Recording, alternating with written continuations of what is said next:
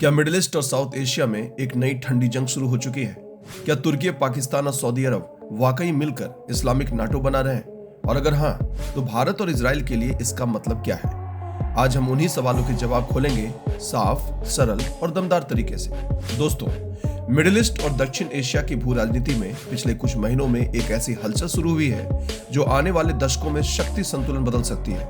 रक्षा विशेषज्ञ कह रहे हैं कि तुर्की, पाकिस्तान, सऊदी अरब के बीच एक ऐसा सैन्य गठबंधन बन रहा है जिसे वो नाम दे रहे हैं इस्लामिक नाटो। सबसे बड़ा दावा यह है कि यह गठबंधन नाटो के आर्टिकल 5 की तर्ज पर काम करेगा, यानी एक पर हमला मतलब सब पर हमला।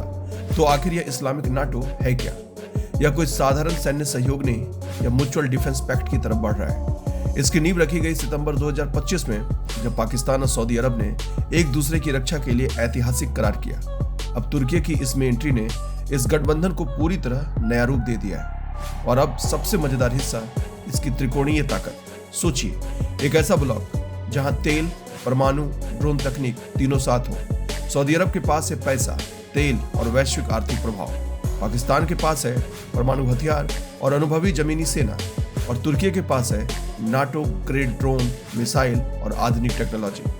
रक्षा एक्सपर्ट कह रहे हैं कि यह ऐसा ब्लॉक है जो मिडिल ईस्ट से लेकर कश्मीर तक शक्ति संतुलन बदल सकता है। अब सवाल, चिंता किसे है? सबसे ज्यादा चिंतित हैं भारत, इजराइल और ग्रीस। पाकिस्तान और तुर्की का बढ़ता सैन्य सहयोग भारत के लिए कश्मीर मोर्चे पर एक नया दबाव बना सकता है। वहीं इजराइल के लिए तुर्की की बयानबाजी और सऊदी अरब का सैन्य स्वतंत्रता की तरफ बढ़ना उसकी पुरानी रक्षा रणनीति को हिलाने लगा है। इसी वजह से भारत और इजराइल पहले से कहीं ज्यादा करीब आ रहे हैं। भारत ने तुरंत अपनी रक्षा कवच मजबूत करना शुरू किया।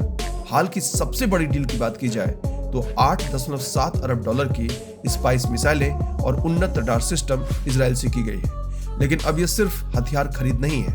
भारत और इजराइल साथ में एआई हथियार, लेजर डिफेंस और फ्यूचर कॉम्बैट टेक्नोलॉजी पर काम कर रहे हैं। मतलब केवल जवाब नहीं, बल्कि बढ़त बनाने की तैयारी। और यह मुकाबला सिर्फ बंदूकों से नहीं, कूटनीतिक बिसात पर भी खेला जा रहा है। जहां एक और इस्लामिक नाटो जैसी धुरी बन रही है, वहीं भारत ने I2U2 यानी भारत, इजराइल, अमेरिका और यूएई जैसे ग्रुप्स के जरिए अपने अरब मित्रों को साथ रखा है।